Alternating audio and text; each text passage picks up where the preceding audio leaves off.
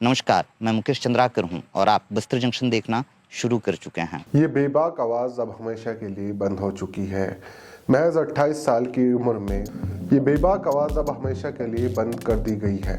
इस बेबाक और बेखौफ पत्रकार का शव एक सेप्टिक टैंक में पड़ा हुआ मिला है।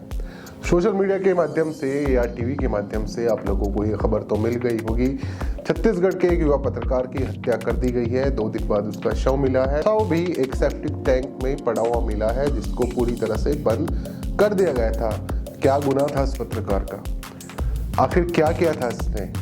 समाज के लिए आवाज उठा रहा था, आम जनता की भलाई के लिए लड़ रहा था, लोगों की मदद कर रहा था, नक्सली क्षेत्र में रहकर, एक ऐसे संवेदनशील क्षेत्र में रहकर पत्रकारिता कर रहा था जहां लोग कुछ लिखने से भी डरते हैं। उस क्षेत्र में रहकर लोगों की आवाज बना हुआ था, लेकिन इसकी आवाज हमेशा के लिए बंद कर दी गई। नमस्कार, आदाब, मैं विक्रम और आप देख रहे हैं हिंद वॉइस। बात करेंगे छत्तीसगढ़ के एक युवा पत्रकार की, जो कि बस्तर जिले के बीजापुर का रहने वाला था। नक्सली प्रभावित क्षेत्र है, लेकिन यहीं पर रहकर अपनी आवाज बेखौफ और बेबाकी के साथ ही दुनिया के सामने रखता था। हाल फिलहाल अपना एक चैनल भी शुरू किया था, जिसके तकरीबन 1 लाख से ज़्यादा सब्सक्राइबर हो चुके थे। ग्राउंड रिपोर्ट के लिए जाना जाता था, तमाम तरह के अपराधों के खिलाफ आवाज़ उठाता था और ग्राउंड पर जो भी घटनाएं होती थी उन्हें देश के सामने रखता था। अब क्योंकि एक लंबा अरसा हो गया था पत्रकारिता में, तो बहुत सारे लोगों के साथ, अलग अलग क्षेत्रों के लोगों के साथ मिलकर भी काम कर रहा था। कुछ बड़े मीडिया संस्थानों को भी अपनी रिपोर्ट साझा करता था। एक ऐसे ही रिपोर्ट के चलते बताया जा रहा है कि मुकेश चंद्राकर की हत्या कर दी गई है। मामला जुड़ा हुआ था भ्रष्टाचार से। अब क्योंकि इसकी जब हत्या हो गई है तो मामले ने राजनीतिक रूप भी ले लिया है। छत्तीसगढ़ में बीजेपी की सरकार चल रही है। कांग्रेस बीजेपी पर आरोप लगा रही है। बीजेपी कह रही है कि जो कॉन्ट्रैक्टर था, जो ठेकेदार था, वो कांग्रेसी था, लेकिन फिलहाल वो एक अपराधी है। पुलिस उसकी तलाश कर रही है। मामला मैं आपको पूरा डिटेल में समझाता हूँ, क्योंकि एक युवा पत्रकार की जान गई है। पत्रकार तमाम धरना प्रदर्शन कर रहे हैं, इंसाफ की मांग कर रहे थे। तो क्या कुछ इसके साथ घटना घटित हुई, उस पर बातचीत कर लेते हैं। तो अभी तक जितनी रिपोर्ट सामने आ रही है उसमें ये माना जा रहा है कि 22 दिसंबर 2024 को एक घटिया सड़क निर्माण की, जो कि एक वहीं का लोकल कॉन्ट्रैक्टर ने बनवाई थी, उसके बारे में मुकेश चंद्राकर एक खबर करता है। उसके साथी का, जो उसके साथ रहता है, उसने बताया कि उसको एक फ़ोन आया था। फ़ोन पर क्या बात हुई वो तो नहीं पता, लेकिन 1 जनवरी को कोई से बुलाता है और उसके बाद पत्रकार जो है मुकेश चंद्राकर, वो लापता हो जाता है। पुलिस उसकी तलाश करती है, लेकिन 2 दिन बाद एक जगह पर, जहां बताया जा रहा है कि जो स्थानीय आवासी मजदूर थे और वहां पर बैडमिंटन खेला जाता था, उसी कॉन्ट्रैक्टर की जगह पर एक सेप्टिक टैंक बना हुआ था। उसी टैंक के अंदर इसका शव मिला है। फिर उस सेप्टिक टैंक को पूरी तरह से चिनवा दिया गया था। उस पर जो काम हुआ था वो ताज़ा था। पुलिस का ये कहना है कि हम उसकी लोकेशन के आधार पर, मोबाइल की लोकेशन के आधार पर उस जगह पर पहुंचे थे। वहां पर चेक किया, कोई नहीं मिला, लेकिन वहां पर जो एक टैंक था वो दिख रहा था कि नया बना है। उसको तोड़ा गया और उसके अंदर मुकेश चंद्राकर की डेड बॉडी मिली।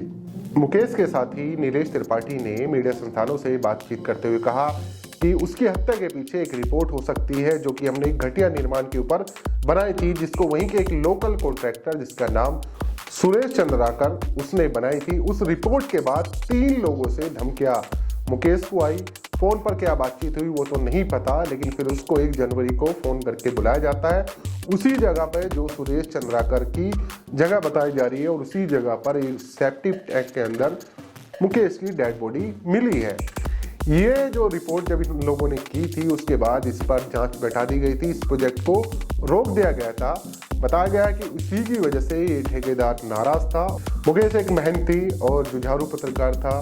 तकरीबन 8-10 सालों से पत्रकारिता कर रहा था और ग्राउंड पर रहकर पत्रकारिता कर रहा था। बताया जाता कि एक बार नक्सलियों ने एक सीआरपीएफ के कमांडो को अगवा कर लिया था, तब उसे बचाने का काम भी मुकेश ने किया था। उनकी वो फोटो भी बड़ी वायरल उस वक्त हुई थी। तो जो नक्सली क्षेत्र में रहकर नक्सली जो कर रहे थे, या और जो करप्टेड लोग जो चीज़ें कर रहे थे, उन सब की खबर मुकेश करता था। ग्राउंड पे जाकर खबर करता था। अपना एक चैनल हाल फिलहाल बस्तर जंक्शन के नाम से उसने शुरू किया था, जिसमें उसकी लास्ट रिपोर्ट कुछ दिन पहले की है। और अब शायद कभी ये आवाज़ इस चैनल पर दोबारा सुनने को नहीं मिली, जो मैंने आपको सुनाई है। तो एक बेखौफ सच्ची आवाज़ को दबा दिया गया है, उसको ख़त्म कर दिया गया है। शायद इसलिए उसका सिर्फ गुनाह इतना था क्योंकि उसने सच दुनिया के सामने लाने का काम किया था। लेकिन सवाल यहाँ पर प्रशासन से नहीं है आज, सवाल यहाँ सरकार से भी नहीं है, सवाल आप लोगों से है जिसके लिए वो काम कर रहा था। आम जनता के हित की बात थी कि घटिया सड़क निर्माण हुआ है, जनता के लिए जो सड़क बनाई गई थी उसका पैसा खा लिया गया है, लेकिन जनता उसका कितना साथ दे रही है, उसके परिवार का कितना साथ दे रही है, ये तो छत्तीसगढ़ वाले लोग आकर नीचे कमेंट बॉक्स में जवाब देंगे। आप लोग जवाब जरूर दीजिएगा।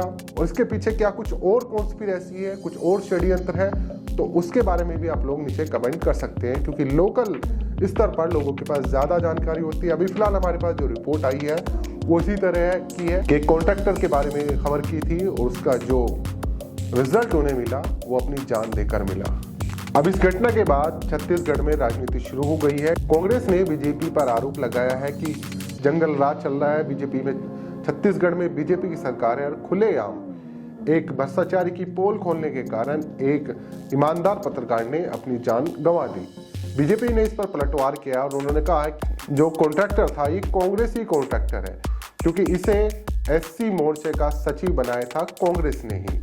तो फिलहाल इस मामले पर राजनीति शुरू हो गई है। बाकी के आरोपी जो है उनकी गिरफ्तारी कब होगी एक सवाल है। जब इस मामले में कोई अपडेट होगा वो मैं आपके सामने रखूंगा। आप इस वीडियो को शेयर कर सकते हैं, नीचे कमेंट कर सकते हैं। फिर मिलेंगे किसी और खबर के साथ, तब तक के लिए देखते रहे हिंद वॉइस।